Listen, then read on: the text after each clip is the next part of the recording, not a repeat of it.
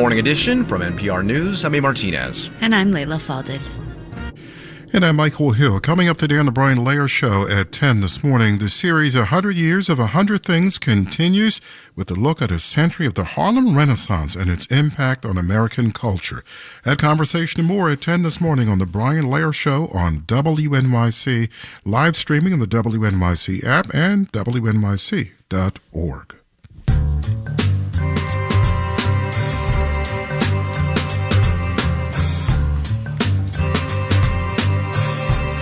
It's Monday, February 24th, 37 and partly cloudy right now, mostly sunny and near 50 today, 50. That's right, mid-50s tomorrow with a slim chance of afternoon showers, and on Wednesday, still in the low 50s and sunny, 37 and partly cloudy now.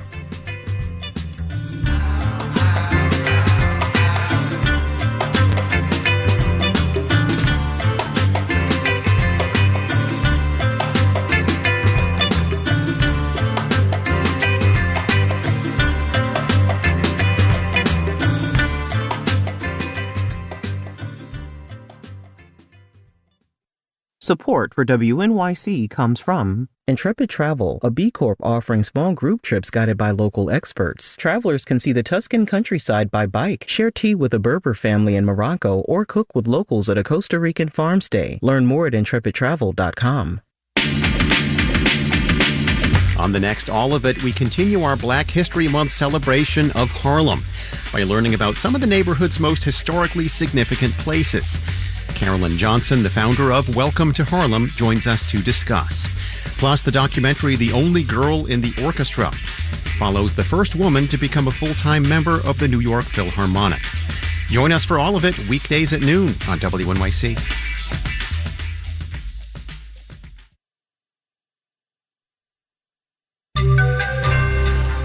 Cutting costs comes with a cost. Marketplace Morning Report is supported by Bank of America. Bank of America is committed to helping businesses of all sizes make every move matter. Learn more at bankofamerica.com/bankingforbusiness. For Marketplace, I'm Nova Safo in for David Brancaccio. We're continuing to follow reports that the Trump administration has fired more than 6,000 workers at the IRS, many of them in collections and enforcement. Those job cuts come with their own costs. They have to do with what in business is called return on investment. Marketplace's Justin Ho reports. A few years ago, Nathan Hendren, an economics professor at MIT, found that when the IRS audits somebody, it costs the agency roughly $6,000 to $7,000 on average. And when it audits people with higher incomes, those audits get a little more complicated, and we end up spending just over $10,000 on those audits. But Hendren also looked at how much the IRS receives when it does an audit. Turns out, for people on the bottom half of the income spectrum, the IRS pretty much breaks even. And for those with the highest incomes, every dollar we spend delivers more than $12 in revenue back to the U.S. Treasury. Hendren says that's not only because audits pull in lost revenue, it's also because of what happens next. Those people end up changing their ways going forward, and you deliver back a lot more revenue to the government, even in the future years. Another factor pushing up the IRS's return on investment, the basic taxpayer services it provides, says Nina Olson, executive director of the Center for Taxpayer Rights. Everything from the IRS publishing publications and forms to answering the phones on tax law questions to processing returns. Olson says those services help the IRS take in revenue by helping taxpayers who have questions or unique situations or even a dispute over a tax return. And people need to be there to work through those issues so the return can go its merry way into the system to be processed. Olson says cutting staff will slow down those services, making it harder for taxpayers to get the help they need. I'm Justin Ho for Marketplace. There's news this morning that the National Highway Traffic Safety Administration is laying off an unspecified number of workers as part of the ongoing cost-cutting efforts. The Washington Post pegs the cuts at 10% and says they include reducing by half a team tasked with regulating autonomous vehicles. Let's do the numbers. Overseas markets showed signs of relief after Europe's biggest economy, Germany, ended its elections with mainstream candidates in charge versus a far-right party that's been gaining popularity. German stocks rose with the country's DAX index up 1%. Meanwhile, Wall Street is set to recover after Friday's tumble. In pre-market trading, Dow futures are up 0.8%, S&P futures are up 0.6%, and NASDAQ futures are up 0.5%.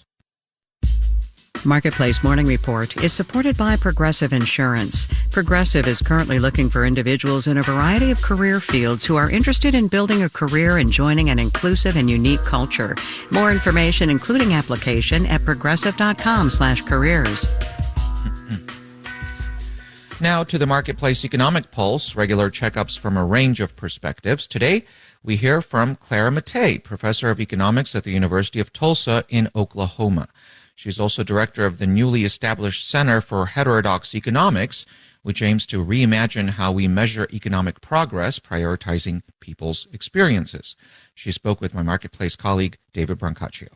Heterodox, I had to look it up again, unorthodox. What's the mistake orthodox approaches to economics we're making that needs new thinking from your team?